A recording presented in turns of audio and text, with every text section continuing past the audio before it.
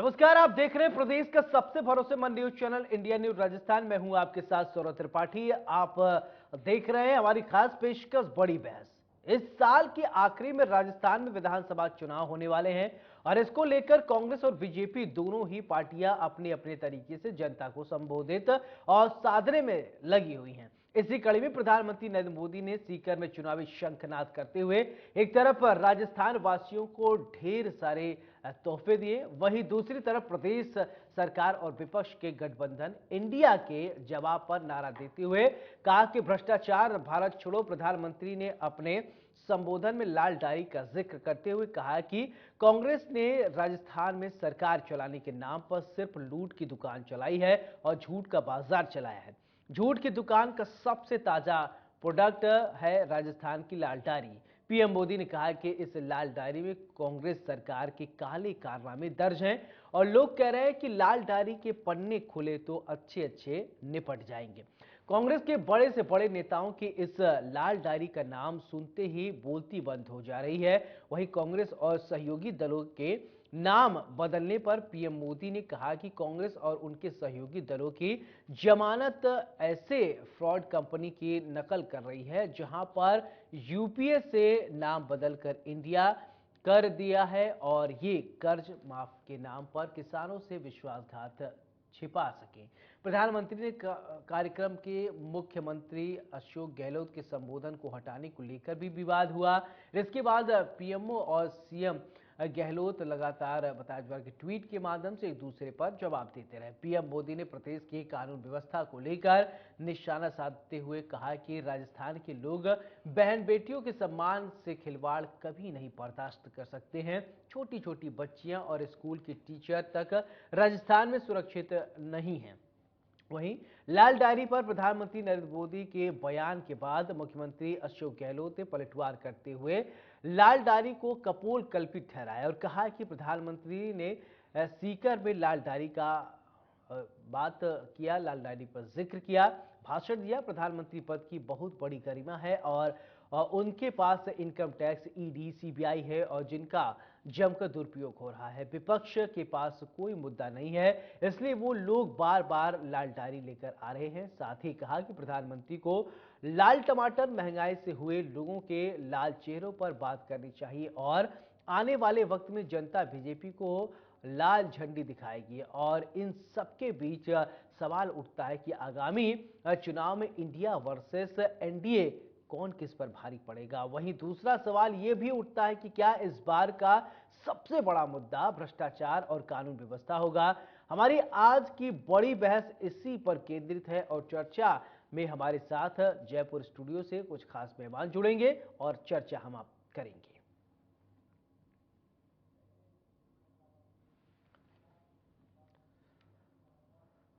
तो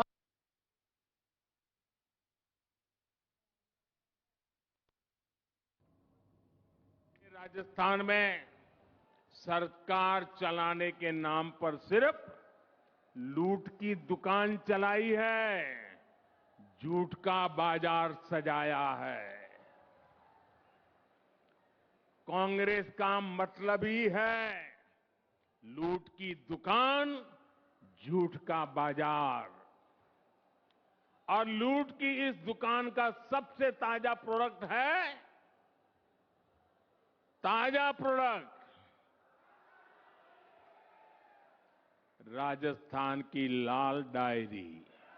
आपने लाल डायरी के बारे में सुना है ना? सुना है ना?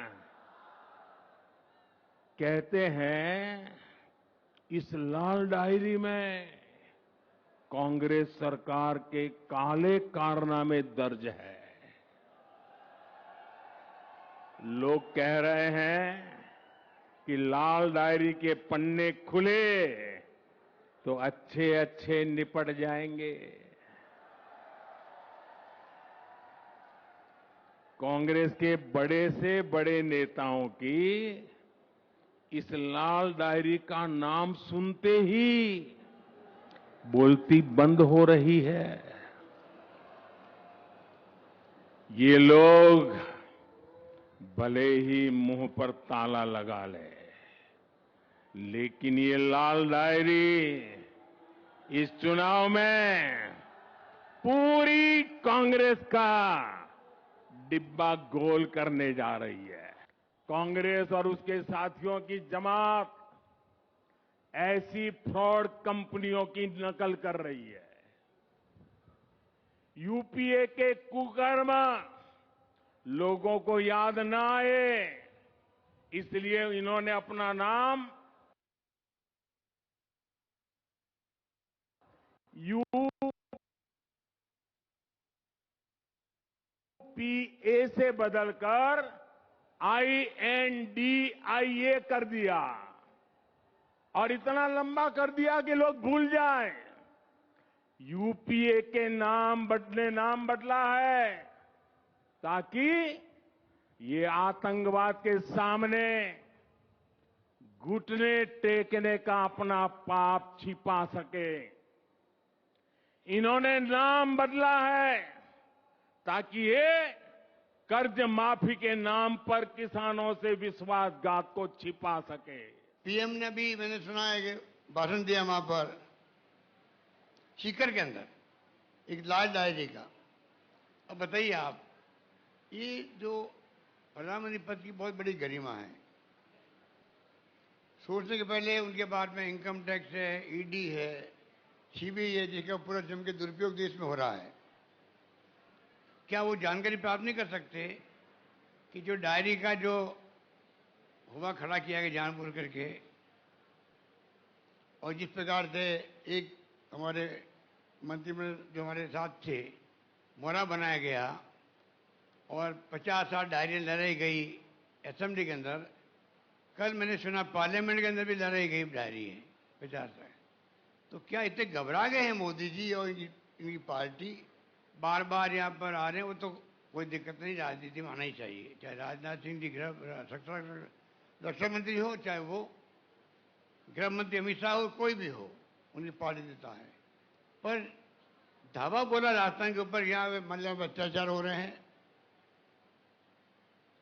यहाँ पे कानून व्यवस्था बिगड़ी हुई है, यहाँ पे करप्शन हो रहा है।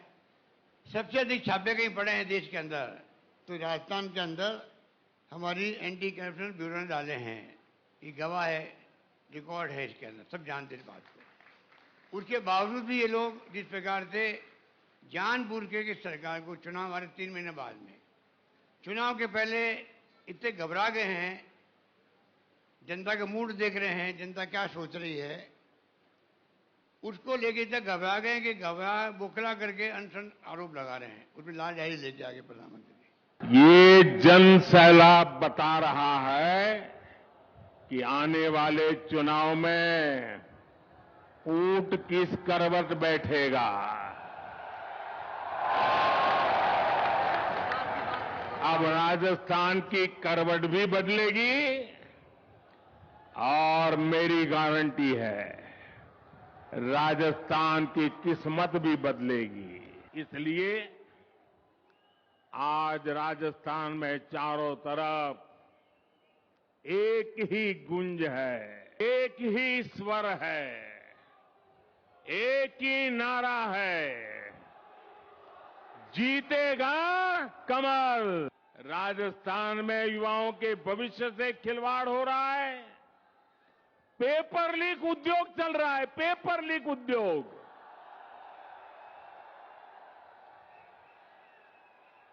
राजस्थान के युवा काबिल है, समर्थ है, लेकिन यहां की सरकार उनके भविष्य को बर्बाद कर रही है।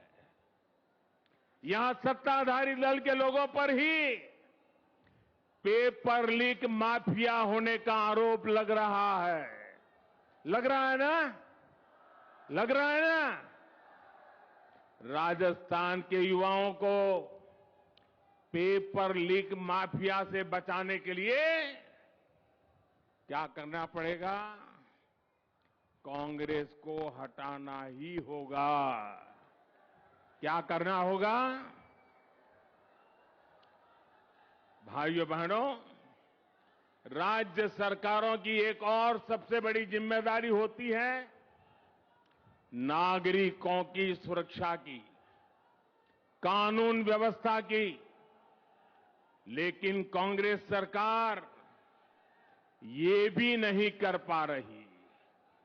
आए दिन गैंग वॉर की खबरों ने राजस्थान जैसे शांति प्रिय प्रदेश को, उसकी साख को बिगाड़ दिया है।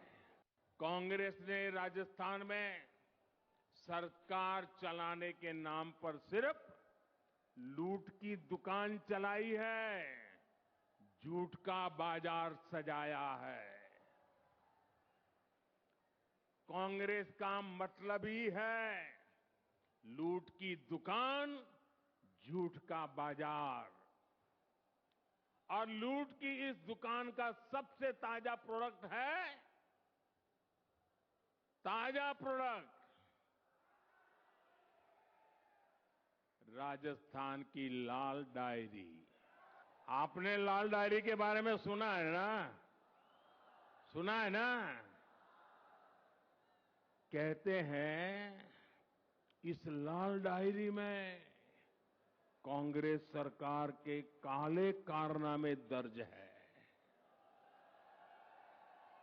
लोग कह रहे हैं कि लाल डायरी के पन्ने खुले तो अच्छे अच्छे निपट जाएंगे। कांग्रेस के बड़े से बड़े नेताओं की इस लाल डायरी का नाम सुनते ही बोलती बंद हो रही है। ये लोग भले ही मुंह पर ताला लगा ले, लेकिन ये लाल डायरी इस चुनाव में पूरी कांग्रेस का डिब्बा गोल करने जा रही है। कांग्रेस और उसके साथियों की जमात ऐसी फ्रॉड कंपनियों की नकल कर रही है। यूपीए के कुकर्म लोगों को याद ना आए, इसलिए इन्होंने अपना नाम यूपीए से बदलकर INDIA कर दिया और इतना लंबा कर दिया कि लोग भूल जाएं। यूपीए के नाम बदला है ताकि ये आतंकवाद के सामने घुटने टेकने का अपना पाप छिपा सके। इन्होंने नाम बदला है ताकि ये कर्ज माफी के नाम पर किसानों से विश्वासघात को छिपा सके। पीएम ने भी, मैंने सुना है कि भाषण दिया वहां पर सीकर के अंदर एक लाल डायरी का। अब बताइए आप, ये जो प्रधानमंत्री पद की बहुत बड़ी गरिमा है, सोचने के पहले उनके बाद में इनकम टैक्स है, ईडी है, सीबीआई है, जिसका पूरा जम के दुरुपयोग देश में हो रहा है। क्या वो जानकारी प्राप्त नहीं कर सकते कि जो डायरी का जो हुआ खड़ा किया गया जानबूझ करके, और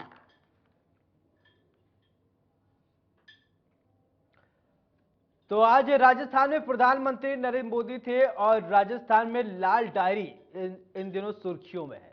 लाल डायरी को लेकर प्रधानमंत्री नरेंद्र मोदी ने तीखा पलटवार किया। उधर अशोक गहलोत ने भी इसका जवाब दिया है। उन्होंने कहा है कि प्रधानमंत्री पद की एक गरिमा होती है, प्रधानमंत्री को उसको मेंटेन कर चलना चाहिए। चलिए हमारे साथ मेहमान जुड़कर सबसे पहले परिचय कराते हैं, फिर इसके बाद चर्चा की शुरुआत करते हैं। शैलेंद्र गुर्जर, नेता बीजेपी, बहुत बहुत स्वागत है। प्रतीक सिंह, नेता कांग्रेस, आपका भी बहुत बहुत स्वागत है। सबसे पहले चर्चा की शुरुआत करते हैं प्रतीक जी आपसे ही। मोदी लगातार राजस्थान में सभाएं कर रहे हैं, लेकिन कांग्रेस लीडरशिप की चुनावी सक्रियता पर सवाल, आपकी क्या राय है?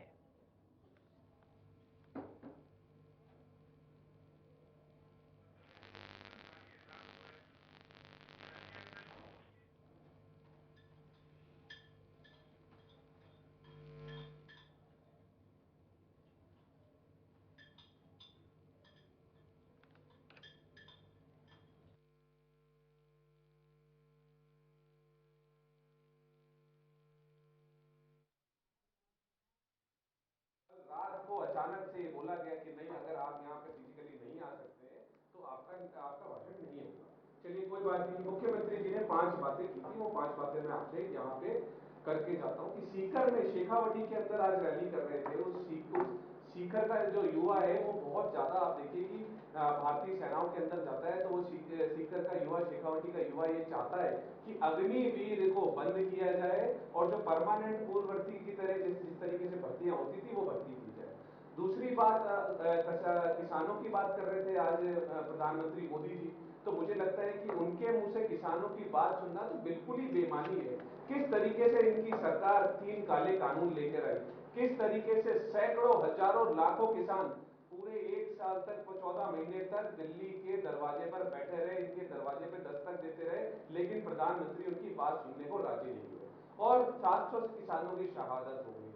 राजस्थान की सरकार ने 1500 करोड़ रुपए का कर्जा किसानों का माफ किया जो सहकारिता बैंकों के अंदर आते थे। उसके बाद में पिछले दिनों में हमने विधानसभा में एक प्रस्ताव पारित किया कि सेंट्रलाइज जो नेशनलाइज बैंक है वो, क्योंकि केंद्र सरकार के अंडर में आते, केंद्र सरकार राज्य सरकार की मदद करे और बातचीत करवा दे, सिर्फ बैठा करके, और वन टाइम सेटलमेंट करा दे। उस वन टाइम सेटलमेंट का जो किसानों की तरफ से जो भी पार्ट आएगा वो राज्य सरकार देगी। तीसरी बात ये थी कि बड़ी बात कर रहे थे आज की पैसा भी बर्बाद कर दिया, जल भी बर्बाद कर दिया। मैं कह रहा हूँ कि उनकी याददाश्त बड़ी कमजोर है।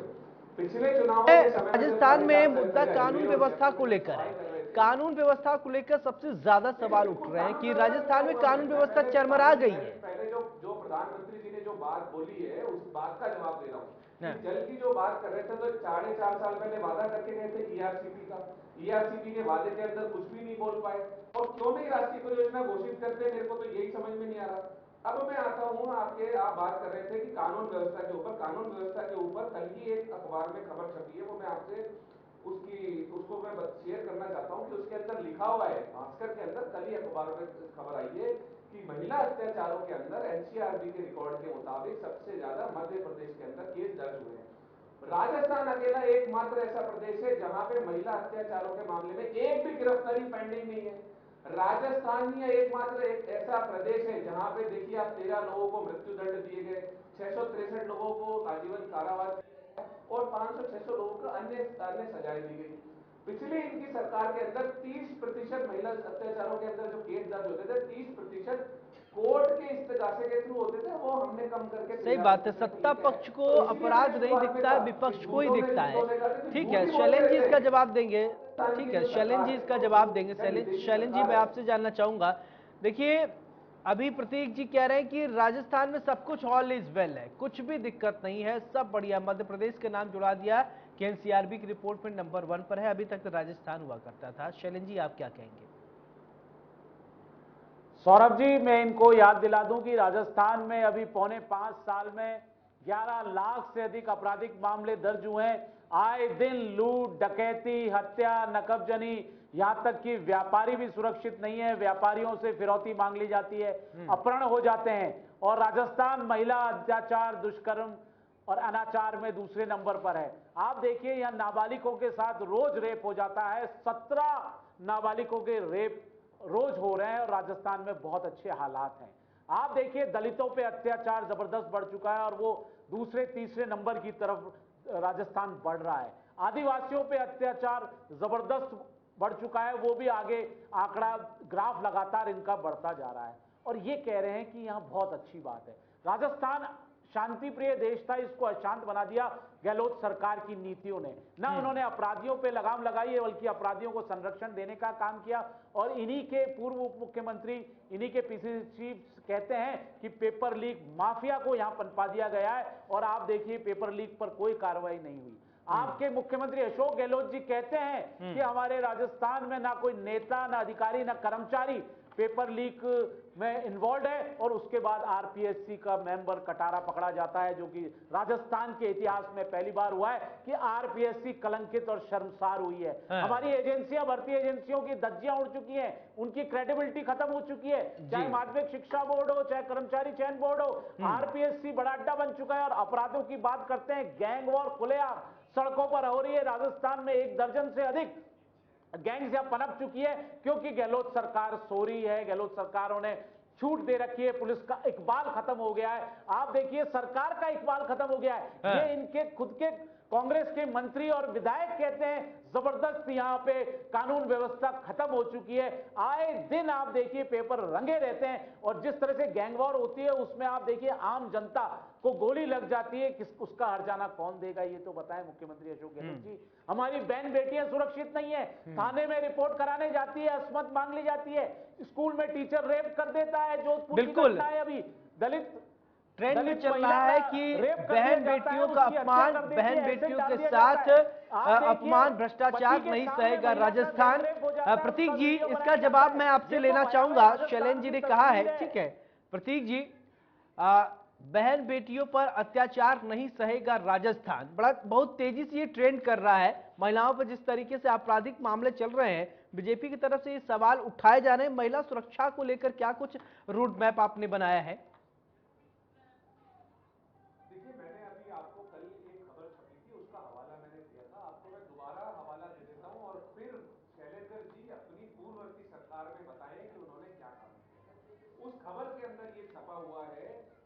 अत्याचार के मामले में जितने केस दर्ज हुए हैं और एक भी गिरफ्तारी पेंडिंग नहीं है, एक भी गिरफ्तारी। मैंने अभी बताया कि हमारे कार्यकाल के दौरान 13 मामलों के अंदर मृत्युदंड दिए गए, 643 मामलों के अंदर उनको आजीवन कारावास की सजा सुनाई गई और 937 मामलों के अंदर अन्य सजाएं सुनाई गई। अब मेरे को ये शैलेंद्र जी बता जाए कि पिछले पूर्ववर्ती जब वसुंधरा राजे जी की सरकार थी तो कितने मामलों के अंदर इन्होंने आजीवन कारावास की सजा दिलवाई अपराधियों को, कितने मामले में मृत्युदंड दिलवाई। और पिछले सरकार के समय में 30% जो केस थे वो कोर्ट के इस्तेगासे से होते थे। और जोधपुर की घटना का ये जिक्र कर रहे थे, पता नहीं किस मुंह से कर रहे थे, क्योंकि वो तो इन्हीं का कार्यकर्ता था, एबीवीपी का, ये रहा उसकी ज्वाइनिंग की स्लिप। तो किस मुंह से करते हैं? ब्रजभूषण शरण सिंह प्रधानमंत्री के पीछे बैठते हैं, चिन्मयानंद इनकी पार्टी का, कुलदीप सेंगर इनकी पार्टी का, कितने लोग जो, संदीप सिंह हरियाणा सरकार में आज भी मंत्री हैं और उनके खिलाफ यौन शोषण के आरोप कोच ने लगाया, स्टूडेंट ने लगाया, लेकिन उसको मंत्री पद से हटाने को तैयार नहीं है।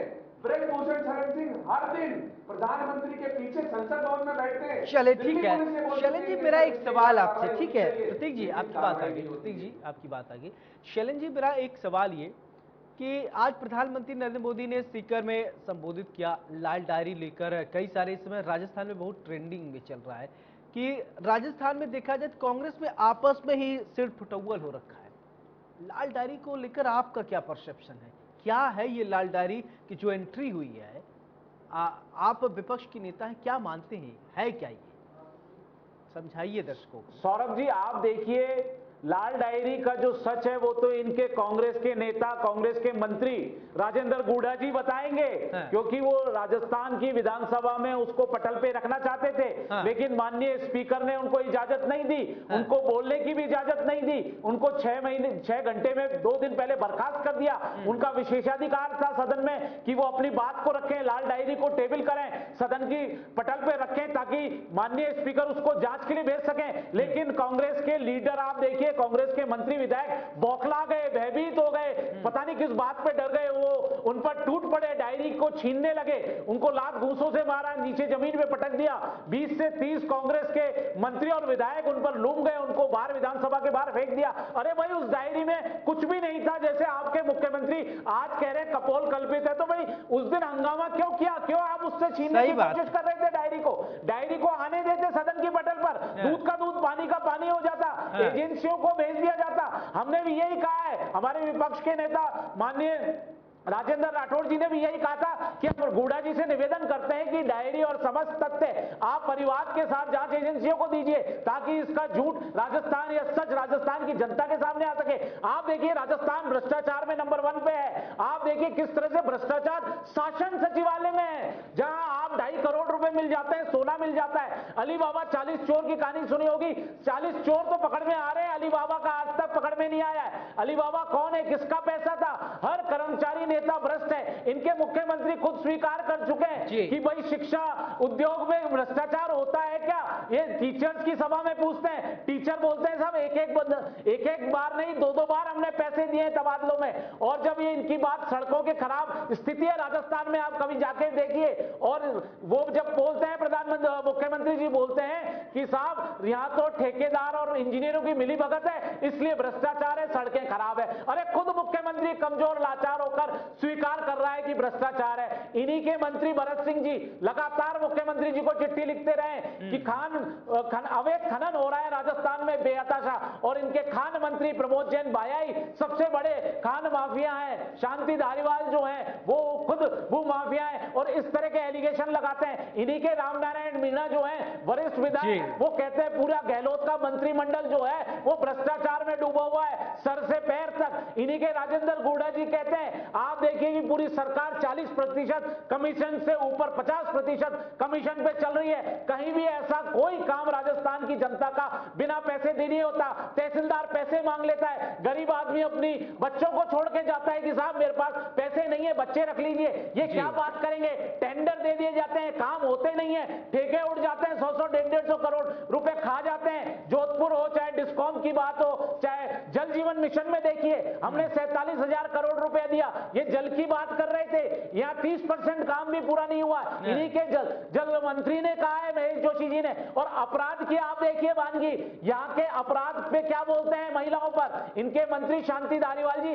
सदन में खड़े होकर बोलते हैं ठीक है। अब ये जो आपने आरोप लगाया प्रतीक जी से, प्रतीक जी से मैं जवाब लूंगा। प्रतीक जी FIR कंपनी देखिए अभी इन्हीं के मंत्री महेश जोशी का बेटा रोहित बलात्कार ठीक है शैलेंद्र जी, आपके कई सारे आरोप हैं। नहीं होती हमारे खिलौड़ी मीणा जी जाते हैं जब कहते हैं भ्रष्टाचार, देखिए आपके कई सारे आरोप हैं, उसका जवाब मैं ले लेता हूँ। शैलेंद्र जी, प्रतीक जी मेरा सवाल आपसे है, आरोप कई सारे शैलेंद्र जी ने लगाए लाल डायरी को लेकर अभी बात हो रही थी, तो उन्होंने कहा कि लाल डायरी राजेंद्र गुड़ा साहब बताएंगे काल उस लाल डायरी में कांग्रेस के जितने बड़े नेता हैं उनके काले चिट्ठे हैं, अगर नहीं है तो उसको उजागर कीजिए। सौरभ जी इसी परिप्रेक्ष्य में प्रधानमंत्री नरेंद्र मोदी जी ने कहा था कि राजस्थान भ्रष्टाचारियों का अड्डा बन चुका है। भ्रष्टाचार में गहलोत सरकार अब नहीं बोलने दीजिए, इसीलिए उन्होंने लाल डायरी का जिक्र किया। अगर लाल डायरी बाहर आ जाएगी जो राजेंद्र गुड़ा जी कह रहे हैं कि क्रिकेट चुनाव का हिसाब उसमें राज्यसभा का चुनाव हुआ तब किन को पैसा दिया गया, किन निर्दलीय विधायकों सुन लीजिए प्रतीक जी को, पूरा काला चिट्ठा है, इसीलिए ठीक है काला चिट्ठा है क्या है सुनिए थोड़ा प्रतीक जी को सुनिए, जब आरोप लगा रहे तो सुनिए भी ना। ठीक है काला चिट्ठा भरा पड़ा है लाल डायरी में, थोड़ा जवाब दीजिए तो प्रतीक जी। सौरभ जी एक्चुअली क्या होता है कि भाजपा के नेता चिल्ला करके सच को दबाना चाहते हैं लेकिन सच कभी दबता नहीं है। मैं कह रहा हूं आज मुख्यमंत्री जी ने भी कहा है, मैं यहां आपके चैनल के माध्यम से कहना चाह रहा हूं राजेंद्र राठौड़ जी और राजेंद्र गुड़ा जी दोनों मिलकर के उस लाल डायरी जो पीछे वाली दुकान से स्टेशनरी की दुकान से खरीद के लेके आए थे सारे लोग, वो प्रेस कॉन्फ्रेंस करके उजागर कर दे, सारे पन्ने मीडिया के सामने कर देना। शैलेंद्र जी के साथ में मेरे को बड़ी सहानुभूति है, उम्र काफी हो गई है लेकिन विधानसभा में जाने का मौका नहीं मिला, तो इनको पता नहीं है कि विधानसभा चलती है नियमों से, ग्रीन बुक से। जब जो माननीय अध्यक्ष है विधानसभा के उन्होंने स्थगन प्रस्ताव दे दिया, उसके बाद में किसी भी मेंबर को के अंदर हाथापाई हो जा रहा है प्रतीक जी, हाथापाई की नौबत आ जा रही है, बोला था आइए मेरे कमरे में, सदन के अंदर प्रतीक जी हाथापाई हो जा रही है। सदन के अंदर आपने भी कभी देखा है कि सदन के अंदर हाथापाई होती है क्या? मल्ल युद्ध का जगह है क्या सदन? हाथ में कागज था वो छीनने के लिए भागे थे और मैं कह रहा हूँ अच्छा ये आपकी बात बड़ी कर देता हूँ, बाहर आए थे ना, बाहर मीडिया थी ना, हाथ में डायरी थी ना, खोल के दिखा देते मीडिया को, अरे उसके अंदर कुछ होगा तो बताएंगे ना। दूसरी बात पे आता हूं मैं, ये बोल रहे थे नहीं सहेगा जो राजस्थान, मैं बताता हूं क्या नहीं सहेगा, इन 25 निकम्मों को नहीं सहेगा राजस्थान जो मेंबर ऑफ पार्लियामेंट। देखो सौरभ जी मेरा आपत्ति है इस तरह की भाषा का प्रयोग नहीं करें, असंसदीय भाषा मर्यादा रखें, भाषा का इस्तेमाल सही होना चाहिए। जैसे इनके नहीं ये गलत बोल रहे प्रतीक जी, ये शब्द आप माफी मांगिए, सांसदों से माफी मांगिए। नहीं सौरभ जी ऐसे डिबेट नहीं होगी, आप मर्यादित शब्दों का इस्तेमाल सही कीजिए, आप लोग शब्दों का सही इस्तेमाल कीजिए, असंसदीय भाषा का इस्तेमाल नहीं। देखिए टीवी डिबेट पे आप बैठे मुख्यमंत्री इन्हीं के PCC चीफ को निकम्मा कहते हैं, अकाउंट में डायरेक्ट पैसा भेजा है, ये बोल रहे सौरभ जी इनसे कहिए अब शब्द वापस लें, शब्द वापस लें। मेरी घोर आपत्ति है ये संसद। चलिए ठीक है, संसदीय भाषण निकम्मा शब्द से थोड़ा परहेज कीजिए, शब्दों की गरिमा रखिए, शब्दों की प्रतीक जी प्लीज शब्दों की गरिमा रखिए। पूरी आवाम देख रही, जनता देख रही है राजस्थान की, सदी हुए शब्दों का इस्तेमाल करें। बच्चे भी टीवी देखते हैं, वो भी कुछ सीखेंगे। माफी मांगे सौरभ जी, तो मुख्यमंत्री अशोक गहलोत जी से सीख के आए ये कांग्रेस के प्रवक्ता मुख्यमंत्री अशोक गहलोत जी से सीख रहे, जैसे वो अपने लीडर को, अपने ही कांग्रेस पार्टी के लीडर को निकम्मा, नालायक, गद्दार, कोरोना बोलते हैं तो बौखलाहट है, मानसिक दिवालियापन है। देखिए किस तरह से लाल डायरी से घबराए हुए हैं। अब कहीं राजेंद्र गुड़ा जी चिट्ठे नहीं खेले और भाजपा को नहीं सहेगा राजस्थान। आज देखा था ना, वीडियो दिखाऊं अभी, प्रधानमंत्री जी की सभा में कुर्सियां खाली पड़ी थी, प्रधानमंत्री जी को नहीं सहेगा राजस्थान और हिंदुस्तान। और इसी बात में, क्योंकि आप देखिए किस तरीके से बौखलाए हुए, झूठ बोलते हैं। आज देखा आपने योजना किसकी थी, उज्ज्वला, प्रधानमंत्री जी की चलाई हुई, हम उसको आगे बढ़ा रहे, 1100 रुपए का सिलेंडर कर दिया, हम राजस्थान की जनता को 500 रुपए में देने का बात कर रहे हैं। ये लाल डायरी, लाल टमाटर पे बात करिए, 150 रुपए का हो गया है। और वो जो लाल सिलेंडर है, जो दिए थे 10 करोड़ कनेक्शन, उन विचारों की बात करिए जो राजस्थान की सरकार करती है। और इनके जो लाल पीले चेहरे करके बोलते हो ना यहां आकर के राजस्थान में, वो नहीं सहेगा राजस्थान, राजस्थान ये नहीं सह रहा। और राजस्थान एक नए मार्ग पे चल पड़ा है, एक नए पथ पे चल पड़ा है, विकास पथ पे, क्योंकि हमने जिम्मेदारी उठाई है राजस्थान को 2030 तक नंबर 1 प्रदेश बनाने की। चलिए ठीक है, चैलेंज जी, राजस्थान 2030 तक नंबर 1 प्रदेश बन जाएगा, 2047 तक भारत जो है वो विकसित राष्ट्र बन जाएगा। ये केंद्र की मोदी सरकार का कहना है, नंबर 1 राजस्थान बनने जा रहा है 2030 तक, प्रतीक जी ने कह दिया है। चलिए बोलिए।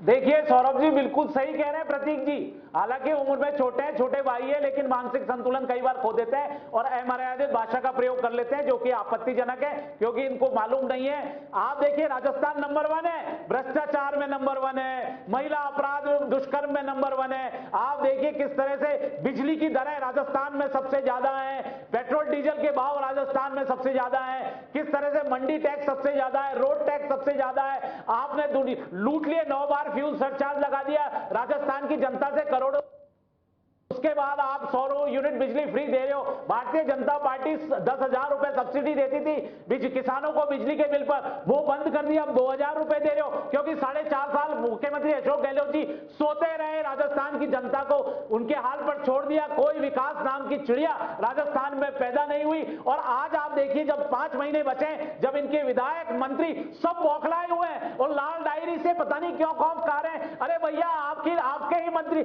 आपके ही पूर्व मंत्री कह रहे हैं, आपके ही नेता कह रहे हैं भारतीय जनता पार्टी का, ठीक है, आपको शैलेंद्र जी, कांग्रेस के लोग कह रहे हैं चुनाव में बीजेपी को लाल झंडा दिखाएगी जनता, लाल झंडा दिखाएगी बीजेपी को जनता, ये कांग्रेस के लोगों का कहना है। सिर्फ अपनी कुर्सी को बचाने के लिए उन्होंने लूट की छूट दे दी शैलेंद्र जी, जो आज राजस्थान की जनता भुगत रही है। अगर आपने अच्छी नीतियां लाते तो आपको राहत कैंप लगाने की जरूरत नहीं पड़ती। अगर आपकी मंशा साफ होती, नियत साफ होता, तो आप प्रधानमंत्री जी जब आपको कार्यक्रम भेजा था, चलिए ठीक है, सीएमओ से मना नहीं होता कि हम उसमें सम्मिलित नहीं होंगे। बाद में आप ट्वीट करते हो, पीएमओ ने पूरा स्पष्टीकरण दिया है, हमने इनको इनवाइट किया था मुख्यमंत्री जी को, उनके कार्यालय ने मना कर दिया नहीं आ पाएंगे। और उसके बाद आप देखिए सारे कार्यक्रम, जितने भी कार्यक्रम हुए राजकीय कार्यक्रम, उसमें मुख्यमंत्री जी उपस्थित रहे, शिलालेखों पे उनका नाम भी है, उनको स्थान भी मिला है। तो ये झूठ पीएमओ ने पूरा इनके खोल के रख दिया। इसीलिए प्रधानमंत्री नरेंद्र मोदी जी कह रहे हैं ये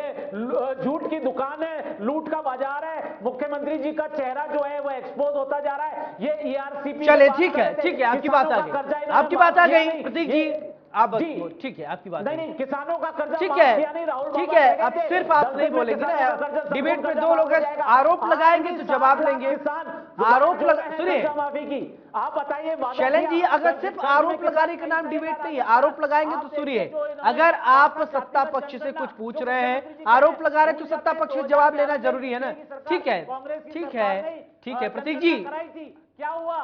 ठीक है प्रतीक जी बोलिए। तो झूठों के सरदार हैं, कांग्रेस पार्टी पूरी भ्रष्टाचार में डूबी हुई है। चले ठीक है, कांग्रेस पार्टी भ्रष्टाचार में डूबी हुई है, जवाब लीजिए प्रतीक जी से। भ्रष्टाचार में ठीक है, अब आप बोल रहे हैं भ्रष्टाचार में डूबी है, तो जवाब भी लीजिए। जवाब लीजिए। आपने कह दिया कांग्रेस सरकार जो है, पार्टी जो है भ्रष्टाचार में डूबी हुई है, तो आप जवाब लीजिए। कांग्रेस के प्रवक्ता बताएंगे, कांग्रेस के नेता बताएंगे कैसे भ्रष्टाचार में डूबी है। चलिए बताइए प्रतीक जी। जिस तथाकथित लाल डायरी पे ये बात कर रहे हैं वो राजेंद्र हुड्डा जी भी ना तो वो टेबल खुद कर पाए, और मैं तो खुला चैलेंज आपके चैनल के माध्यम से राजेंद्र हुड्डा जी और राजेंद्र राठौड़ जी दोनों को दे रहा हूँ, दोनों मिलकर के प्रेस कॉन्फ्रेंस कर लें। उनके पास मंच नहीं है, हम मंच दे देंगे, हम प्रेस कॉन्फ्रेंस करवा देंगे, पत्रकारों को बुला देंगे, एक एक पन्ना उजागर करेंगे। जिस 2020 की वो बात कर रहे हैं, आपको पता है क्या इनके जो केंद्रीय मंत्री हैं उसी में जमानत पे चल रहे हैं, आज तक वॉइस सैंपल देने नहीं आए। क्यों नहीं आए? अरे कोर्ट ने एप्लीकेशन रिजेक्ट कर दी, फिर पीछे बोले कोर्ट एप्लीकेशन रिजेक्ट कर चुका है। और झूठ की दुकान के बारे में मैं इनको लूट का मकान में बता देता हूं। ये राज्यसभा के मेरे पास में 2 जवाब पड़े हैं जो पिछले दिनों में मोदी सरकार ने दिए, ये राज्यसभा में दिए हुए। प्रधानमंत्री मोदी जी अमेरिका जाते हैं तो बोलते हैं हर साल IIM बन रहा है, हर साल IIT बन रहा है। राज्यसभा में जवाब देते हैं पिछले 5 साल में एक भी IIT नहीं बना, एक भी IIM नहीं बना। ये राज्यसभा का जवाब है। बेरोजगारी में बड़ी बात नहीं बताइए, दिखाइए ना, दिखाइए क्या है, दिखाइए ना कागज कोई सी। ये देखिए, मैं ये बोल देता हूँ, ये कागज देखो, ये रहा कागज। अरे देखो ना ये कागज, ये देखो कागज। हाँ शांत रहना, आपको बता देता हूँ। श्री कुमार केतकर ने सवाल पूछा था और ये जवाब दिया है, ये आंसर भी बताया था 26/7/2023 को क्वेश्चन नंबर 653 है, इसका जवाब दिया है कि एक पिछले 5 साल में एक भी IIT और IIM नहीं बना। आप ही चैलेंज कर रहा हूं मैं कि आप ये कागज देख लीजिए, नहीं तो वो कर तो आप थ्रेट हो लीजिए राज्यसभा। दूसरा झूठ इनका और उजागर करता हूं, बेरोजगारी की बड़ी बात करते थे। 20 तारीख को श्री दीपेंद्र हुड्डा जी ने राज्यसभा में एक सवाल पूछा था बेरोजगारी पे कि आपके बता दीजिए स्टेट वाइज बेरोजगारी का आंकड़ा क्या है। राजस्थान में बेरोजगारी दर मात्र 4.7% है। ये रहा उसका जवाब, पूरा राज्यसभा की वेबसाइट पे पड़ा है और ये रहा। और हमारे से ऊपर 10 अलग अलग राज्य और हैं बेरोजगारी के अंदर। हरियाणा में 9% है, गोवा में 12% है, मणिपुर में 9% है। तो ये इनकी बेरोजगारी पे और जो झूठ बोलते हैं उसके ऊपर बात खुल गई। अब बात कर रहे हैं भ्रष्टाचार की, बोले हमारे मंत्री। अरे एक इन्हीं के गवर्नर थे जो जम्मू कश्मीर के अंदर पोस्टेड थे। क्या बोला है उन्होंने इनके लिए पता नहीं क्या कि क्या करवाया था इन्होंने? पुलवामा की घटना किसने करवाई थी? उन्होंने भ्रष्टाचार के लिए क्या बात बोली है? इन्हीं के नेता रहे हैं, इन्हीं ने गवर्नर बनाया था जम्मू कश्मीर पे। और राजस्थान के भ्रष्टाचार की बात कर रहे हैं। आपकी ईडी आई थी ना 2020 में, इनकम टैक्स भी आई थी, CBI भी आई थी। क्या हुआ उन केसेस का? 9 साल में एक व्यक्ति बता दीजिए जिसके खिलाफ कार्रवाई की हो। 70,000 के घोटाले की बात करते हैं, फिर 3 दिन बाद उसको अपने साथ में सरकार में उप मुख्यमंत्री बना देते हैं। बेचारे किरीट सोमैया ना तो घर के रहे ना घाट के रहे, उनके तो कुछ हो ही नहीं रहा है क्योंकि वो उन्हीं के खिलाफ बातें करते थे। तो इनके किसी भी बात में तथ्य नहीं है। राजस्थान की इनकी जनता, राजस्थान की जनता इनकी बातों में आ नहीं रही है। इनके पास मुद्दा बचा नहीं है तो लाल डायरी लिया, फिर काली डायरी ले आएंगे, फिर पीली डायरी ले आएंगे। अरे मैं कह रहा हूं लाल टमाटर पे बात करो, लाल सिलेंडर पे बात करो, उस पे बात नहीं करेंगे। लाल डायरी, अरे खोलिए ना लाल डायरी, कौन मना कर रहा है? लाल डायरी आपके पास नहीं है। अगर मीडिया का साधन, हम मीडिया बुलवा देते हैं, आप खोलिए, लेकिन ये बोलेंगे नहीं। और फिर कह रहा हूं राजस्थान की जनता इनसे त्रस्त है। इसीलिए देखिए पिछले 4.5 साल में जितने बाई इलेक्शन हुए सारे कांग्रेस पार्टी ने जीते हैं और दिसंबर में फिर चुनाव होगा, फिर 156 से ज्यादा सीटें जीत करके कांग्रेस पार्टी सरकार बनाएगी। चलिए ठीक है। चलिए शैलेंद्र जी, कांग्रेस ने तो दावा कर दिया कि इस बार सरकार बनाएगी और कह रहे हैं कि बात करना है तो लाल डायरी पे नहीं, लाल टमाटर पे बात कीजिए, लाल सिलेंडर पे बात कीजिए और इन तमाम बातों जो है महंगाई, बेरोजगारी, इस पर बात कीजिए। लाल डायरी को प्रेस कॉन्फ्रेंस करके टेबल करिए। देखिए ये तो सीधे तौर पे ये कह रहे हैं कि सौरभ आप जी, लाल डायरी लेकर कौन आया? कांग्रेस के विधायक लेकर आए, कांग्रेस के पूर्व मंत्री लेकर आए। अरे शर्म करो, झूठ बोलते हुए पूरे राष्ट्रीय चैनल पर पूरे हिंदुस्तान की जनता ने देखा, राजस्थान की जनता ने देखा। कांग्रेस पार्टी, कांग्रेस के मंत्री लाल डायरी लेकर आए, कांग्रेस के विधायक मंत्री उन पे टूट रहे हैं, झपट रहे हैं, मारपीट चल रही है, कांग्रेस में भिड़ रही है और ये आरोप भारतीय जनता पार्टी पे लगा रहे हैं। तो ये देखिए इनकी क्या कारस्तानी है। दूसरी बात आप देखिए, ये कह रहे हैं कि भाई सिलेंडर। मैं इनसे पूछना चाहता हूं कि आप बता दीजिए कितने सिलेंडर दे दिए आपने आज तक? एक सिलेंडर नहीं दे पाए अभी तक। योजना जो है धरातल पर आई नहीं है। अरे नहीं दिए, बताइए ना। अगर देते तो मुख्यमंत्री जी बोलते।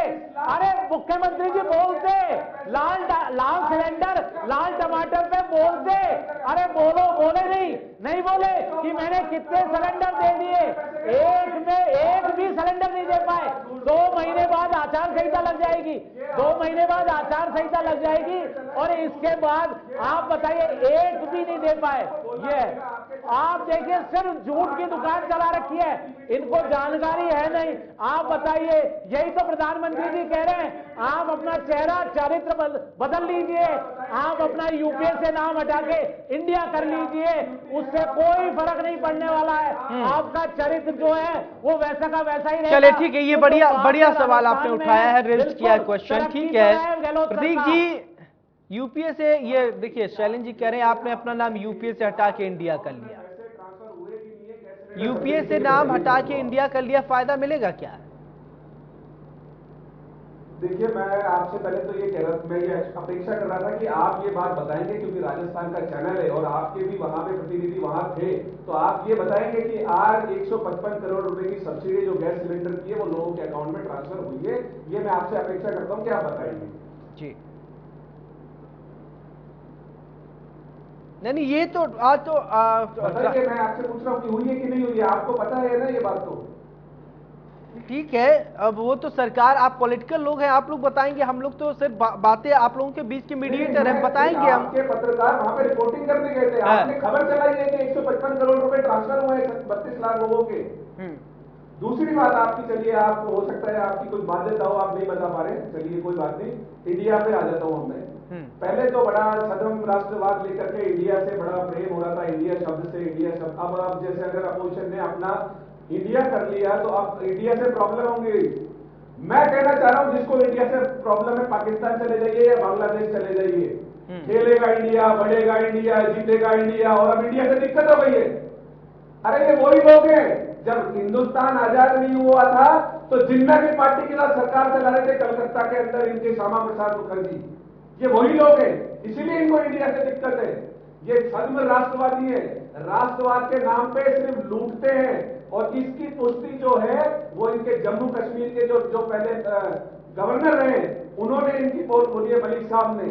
छद्म राष्ट्रवादी हमसे क्या बात करेंगे? अंग्रेजों की पिट्ठू थे, वहां पे उनकी सेनाओं में भर्ती करवाते थे, हमसे बोल रहे हैं ये बात कि इंडियन मुजाहिदीन है। साहब, इंडियन मुजाहिदीन को किसने क्या किया बताइए? वो ये श्यामा प्रसाद मुखर्जी की पार्टी है, जो जिन्ना की पार्टी के साथ सरकार चला रही थी, हमारे ऊपर क्वेश्चन कर रहे हैं। और जिसको इंडिया शब्द से प्रॉब्लम है, पाकिस्तान चले जाइए, यही मेरे पास शब्द है। चले ठीक है शैलेंद्र जी, जिनको इंडिया शब्द से परहेज है वो पड़ोसी मुल्क में चला जाए, नाम लिया है इन्होंने। देखिए, ये अगर भारत को अपना राष्ट्र समझते, भारत माता की सेवा करना समझते, तो ये इस तरह की बातें नहीं करते। अगर राष्ट्र का विभाजन किया तो कांग्रेस पार्टी ने किया। आप देखिए, जितनी भी तुष्टीकरण की नीतियां चली, लूट चली, भ्रष्टाचार चला, गरीबी हटाने की बात चली, सब कांग्रेस पार्टी ने करी। जितने भी कानून बनाए, किस तरह से शोषण हुआ, ये पूरी भारत की जनता ने देखा। और इंडिया शब्द अगर इनको पता है, इंडिया शब्द की स्पेलिंग तो बता दें। इन्होंने जो संगठन बनाया है वो I.N.I.D.A.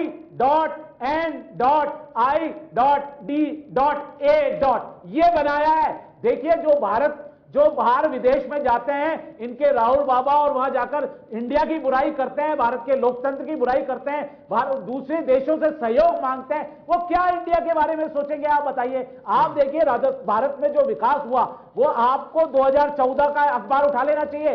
यूके लंदन में छपा था कि पहली बार राष्ट्रवादी पार्टी का उदय हुआ है, क्योंकि अंग्रेजों द्वारा बनाई गई पार्टी कांग्रेस पार्टी, अंग्रेजी मानसिकता से सोचने वाली पार्टी।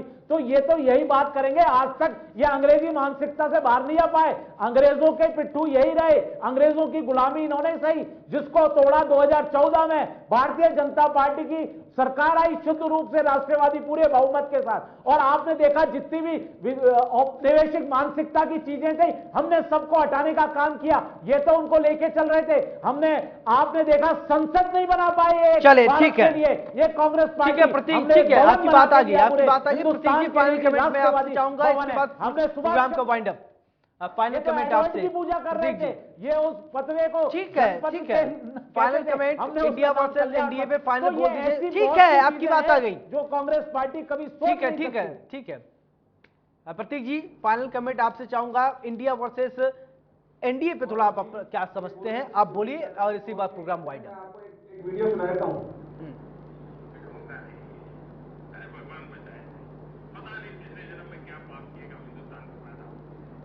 सुना आपने कि किस तरीके से मोदी जी बाहर जाकर के बोलते थे कि किस जन्म में पता नहीं क्या पाप किए थे जो हिंदुस्तान में पैदा हुए। दूसरी बात ये कह रहे थे अंग्रेजों के पिट्ठों, मैंने तो आपको इतिहास बता दिया बहुत कम शब्दों में। प्रतीक जी फाइनल कमेंट मतलब आप अपनी बात कीजिए, फाइनल कमेंट मतलब आप अपनी योजना बताइए। कमेंट कह रहा हूँ, हाँ। गांधी जी की बात करते हैं और बोलते हैं कांग्रेस ने दो टुकड़े करा रहे। गांधी क्यों पूजने से ही आपका वजूद है। विदेशों में जाकर के सावरकर की मूर्ति का, अरे भाई कोई गांधी सरनेम लगाने से महात्मा गांधी नहीं हो जाते, उनके आदर्शों को, उनके सिद्धांतों को, नियमों को मानना पड़ता है। चले जी, बहुत बहुत शुक्रिया प्रतीक जी, आपका भी बहुत बहुत शुक्रिया।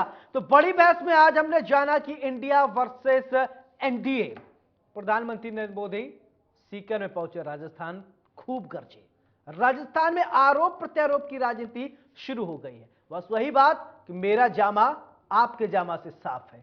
अब देखने वाली ये सियासत है साहब, ऊंट किस करवट बैठेगा जनता तय करेगी। जनता क्या मिजाज है। वैसे आप एक बात ये जान लीजिए, राजस्थान में हर 5 साल में सरकार बदल जाने की परिपाटी रही है। क्या इस बार रिपीट होगी सरकार या कुछ नए इतिहास बनेंगे? बड़ी बहस में मेरे साथ फिलहाल इतना ही। नमस्कार।